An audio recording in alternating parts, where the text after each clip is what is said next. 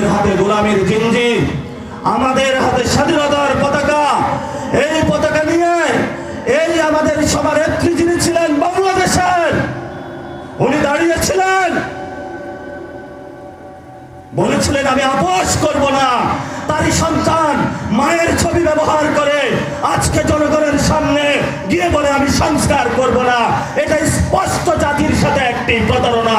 বাংলাদেশের মানুষ এই প্রতারণার বিরুদ্ধে নতুন করে রাজপথে নেমে যদি বাংলাদেশে বিএনপি সংস্কার বাস্তবায়ন না করে, এই বিএনপির সরকারের পতন বাংলাদেশে ইনশাআল্লাহ হবে।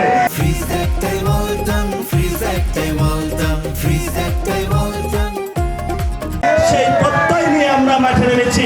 ইনশাআল্লাহ আমরা বাংলাদেশের সংস্কার বাস্তবায়ন করব, বিচার বাস্তবায়ন করব, টেন্ডারবাজি বন্ধ করব, সন্ত্রাস বন্ধ করব, চাঁদাবাজি বন্ধ করব, দখল বাণিজ্য বন্ধ করব, মাদক বন্ধ করব, শিক্ষা বাণিজ্য বন্ধ করব, চিকিৎসা বাণিজ্য বন্ধ করব। আমাদের আবু সাঈদের যে স্বপ্নের বাংলাদেশ, সেই স্বপ্নের বাংলাদেশ ইনশাআল্লাহ আমরা প্রতিষ্ঠা করব। এই দাবি নিয়ে আপনাদের কাছে এসেছি।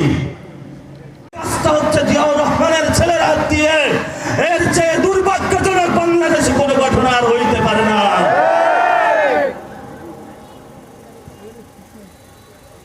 আমরা দেখেছি বেগম খালেদা জিয়া বলেছিল ওদের হাতে গোলামীর জিঞ্জির, আমাদের হাতে স্বাধীনতার পতাকা। এই পতাকা নিয়ে এই আমাদের সভানেত্রী যিনি ছিলেন বাংলাদেশের, উনি দাঁড়িয়েছিলেন,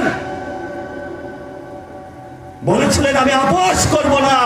তারই সন্তান মায়ের ছবি ব্যবহার করে আজকে জনগণের সামনে গিয়ে বলে আমি সংস্কার করব না। এটা স্পষ্ট জাতির সাথে একটি প্রতারণা। বাংলাদেশের মানুষ এই প্রতারণার বিরুদ্ধে নতুন করে রাজপথে নেমে যদি বাংলাদেশে বিএনপি সংস্কার বাস্তবায়ন না করে, এই বিএনপির সরকারের পতন বাংলাদেশে ইনশাআল্লাহ হবে।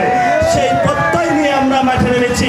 ইনশাআল্লাহ আমরা বাংলাদেশের সংস্কার বাস্তবায়ন করব, বিচার বাস্তবায়ন করব, টেন্ডারবাজি বন্ধ করব, সন্ত্রাস বন্ধ করব, চাঁদাবাজি বন্ধ করব, দখল বাণিজ্য বন্ধ করব, মাদক বন্ধ করব, শিক্ষা বাণিজ্য বন্ধ করব, চিকিৎসা বাণিজ্য বন্ধ করব।